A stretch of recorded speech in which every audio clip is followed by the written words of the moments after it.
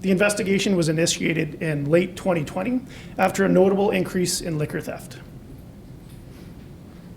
The investigation uncovered a significant market for stolen liquor, as well as a distribution network that was selling the liquor to legitimate local businesses, such as restaurants, bars, and other liquor stores.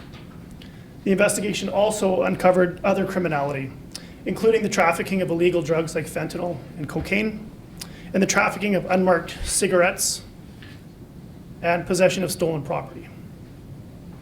The investigation was long and complex and included search warrants at multiple residences and businesses in Edmonton. In total, we have charged to date 10 individuals, including the individuals involved in the theft and distribution and business owners who purchased the liquor. The EPS dedicated many resources to this priority investigation, and I would like to highlight that it's not just liquor. Liquor in this case is one of the commodities that fueled this criminal network. The same criminal networks that we, the police, are dedicated to disrupt. And I can take any questions if you have them. Did the restaurant owners, managers know they were buying stolen liquor? So as to specifics of our investigation, yeah, we believe that they knew that they were buying stolen liquor, but to specifics of our investigation, I can't get into that. How was this liquor being stolen? Were they like truck robberies, store robberies, warehouse robberies? Yeah, so again, I would encourage you to follow this investigation as it makes its way through the court. We've done our investigation and laid charges, and now this goes to a Crown prosecutor who will prosecute it. And as the evidence comes out in court, then it becomes public knowledge.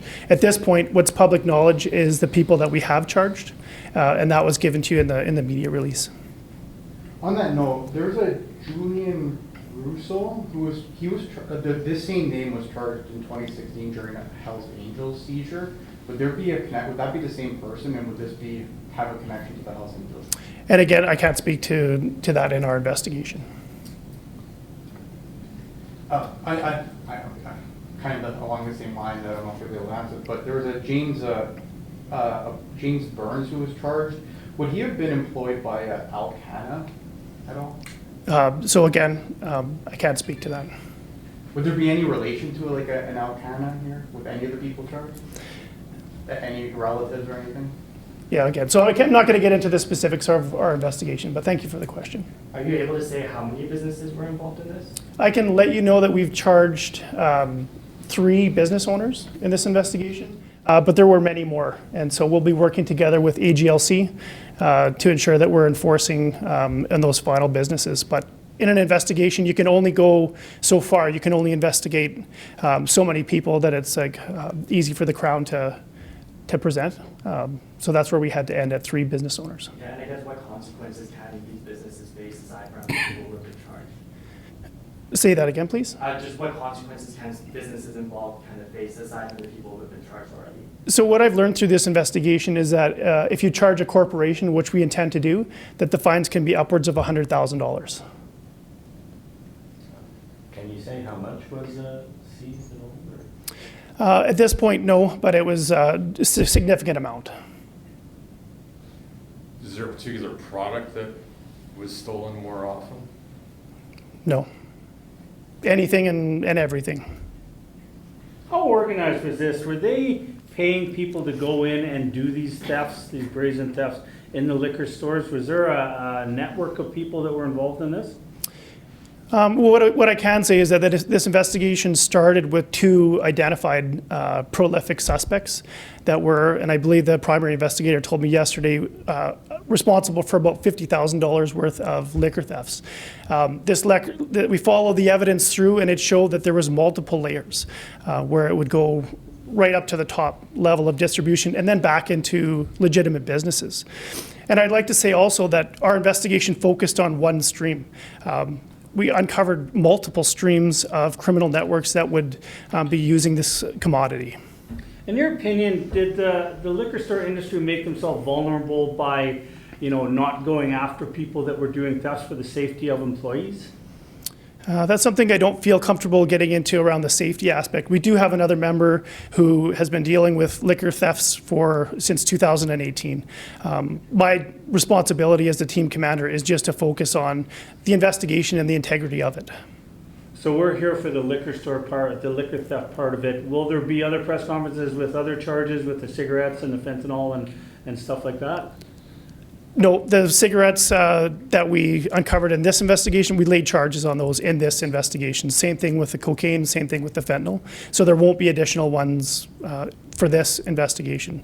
If there's further ones about safety or other initiatives that are happening, that won't be through me in this investigation. Gotcha. Now, you said unmarked cigarettes. Is that untaxed cigarettes? Is that, and what was the source of those? Were those stolen? Were those bought from legal sources that get untaxed cigarettes? That's what they're called. So the criminal code will call them unmarked cigarettes. But as far as delving into that part of the investigation, again, I would encourage you to follow it through the court process so we can speak more freely about it at a later time. I know you're not going to get into specifics, but would anything like suggest there was maybe someone on the inside? Did that come up along the investigation that was maybe helping this along? That did not come up in our investigation, no. How common is this? Again, not a question for me. I can tell you what my team investigated, and as we were investigating it, starting at the bottom level, we'll call it, it uncovered the stream that we followed through, and we ended up, being able to charge 14 people.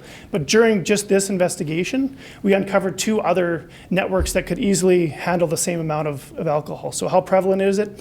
I don't know, but this is just one investigation into it. Can you kind of just maybe give us like just an overview of the investigation and like the twists and turns, anything that may have surprised the investigators along the way? Again, I encourage you to follow it as it goes through the court process. Is there a court date? I don't know about the court dates that are set. So the people that have been charged will be a matter of public record, and then you can find out from there when the court dates are. Just so we get a sense of like how big of a deal this is, can you maybe explain like how big of a deal this is to have this dismantled like this? Well, like I said, liquor theft in itself, maybe that doesn't strike a chord, but this is just one commodity that these criminal networks use. So whether it's theft at construction sites, whether it's like drug trafficking, it's all connected. So it's not just liquor. Then that's why we call it a criminal network. Like these networks are involved in criminality, and that affects us. You said something interesting. You said that you're going to present only 3 businesses to the Crown that were involved in this, and there's more businesses. So what happens with them? Do they just look over their shoulder now going forward? Do they know they got off scot-free? How does that work? Yeah, they didn't get off scot-free. We'll be working with AGLC, and that's our partners that will be looking into those additional businesses that we've uncovered. People who might be involved in stealing liquor now, what do they need to know? What do those people need to know? Like people who are still like, who are planning or currently doing this stuff. What does this investigation say to them? Well, the Edmonton Police Service is looking into it. It's a priority for us. It's not going unnoticed. And I believe there was release that you're looking for additional people as well. Are you expecting to make seize more product as well? We're not looking to seize more product. I believe we made another arrest last night and have 2 upcoming today. So I think there's only 1 person outstanding that hasn't been charged at this point. 2 arrests that happen today? They will be, yes.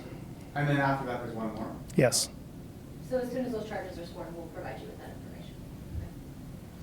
Sorry, Scott. So after there's 10 now, and then there's going to be a total of 14? Total of 14. Is there anything the public can watch out for?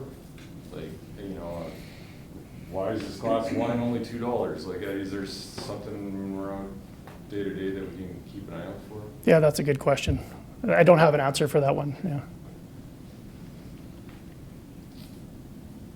Anything else? How long was the investigation?